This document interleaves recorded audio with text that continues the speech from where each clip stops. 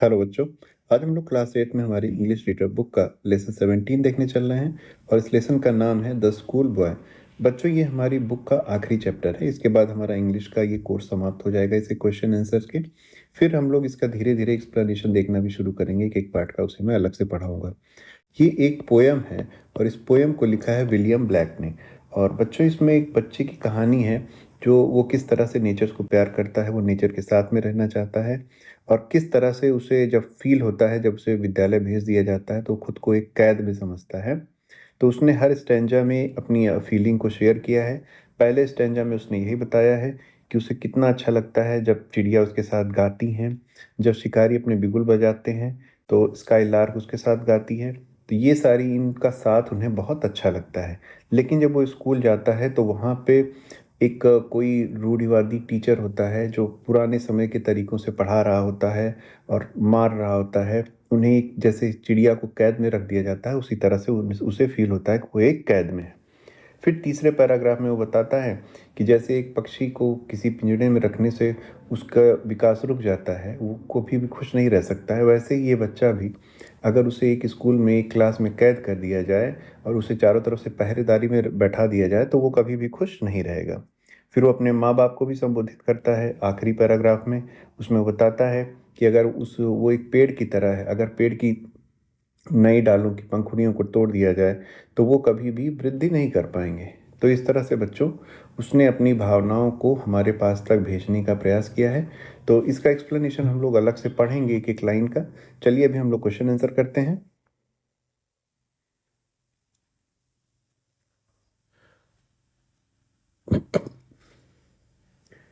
पहला क्वेश्चन है, फाइंड 3 और 4 वर्ड और phrases in stanza 1 that reflect child's happiness and joy. तो हमें पहले स्टैंजा में से ऐसे कुछ वर्ड या फ्रेज निकालने हैं जिससे हमें बच्चे की हैप्पीनेस, खुशी और उसका जॉय पता चलता है। तो क्या है, हम लोग देखते हैं। लव टू राइज, जैसे वो सुबह उठना पसंद करता है। Sky lark sings with me, sky lark एक पक्षी है, वो मेरे साथ गाता है। स्वीट कंपनी, एक खूबसूरत साथ, आर द वर्ड्स और phrases that reflect the child's happiness and joy.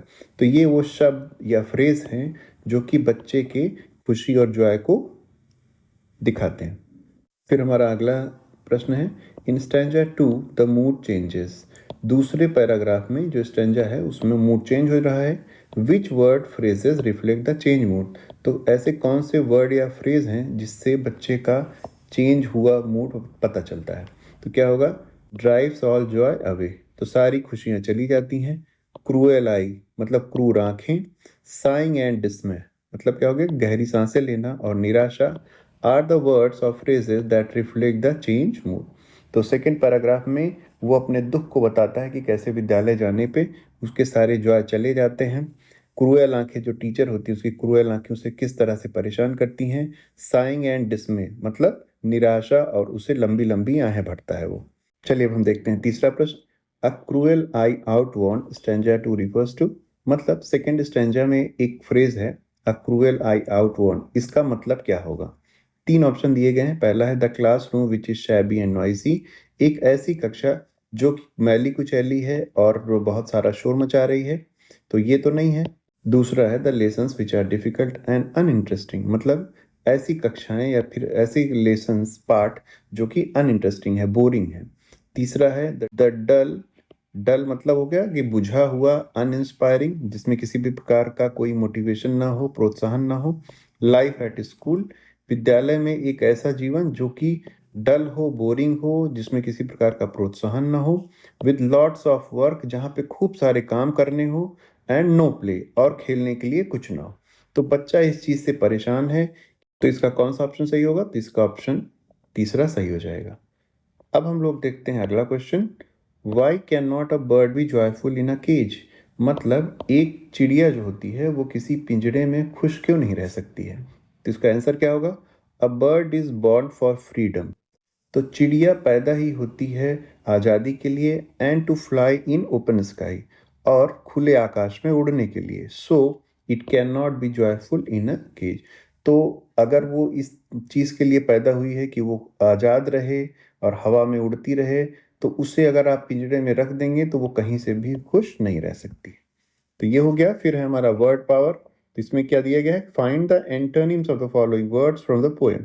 तो बच्चों बहुत सारी आप देखे होंगे, बहुत सारे वीडियो और बुक्स में वो इसके एंटोनिम्स तो लिखे हैं लेकिन वो बुक से नहीं लिखे हैं। तो हम लोगों ने जो इसके एंटोनिम्स हमें बुक से लिखने थे उसे हमने लिखा है।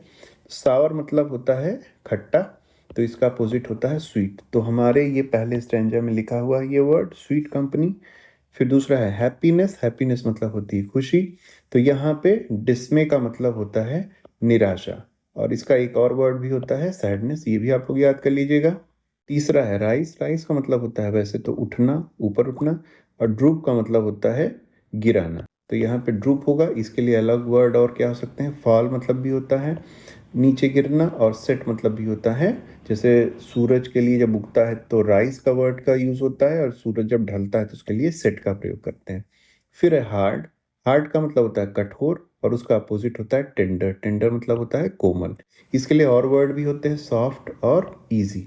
अगर कोई क्वेश्चन हार्ड है तो उसे, कठिन है तो उसे हार्ड बोलेंगे, और आसान है तो उसे इजी भी बोलते हैं। डिसअपियर मतलब होता है गायब होना, और उसका अपोजिट हो जाएगा अपीयर, तो इसका एंटेनिम हो जाएगा।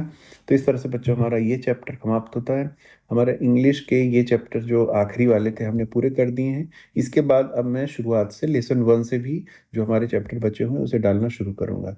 अगर ये चैप्टर्स किसी भी तरह से आप लोगों को हेल्प कर रहे हैं तो चैनल को सब्सक्राइब कर लीजिए, जिससे आपको सारे चैप्टर्स मिल जाएं। तो चलिए इसी के साथ अपना ये चैप्टर समाप्त करते हैं। अपना ध्यान रखिए, फिर हम लोग मिलेंगे अगले चैप्टर में।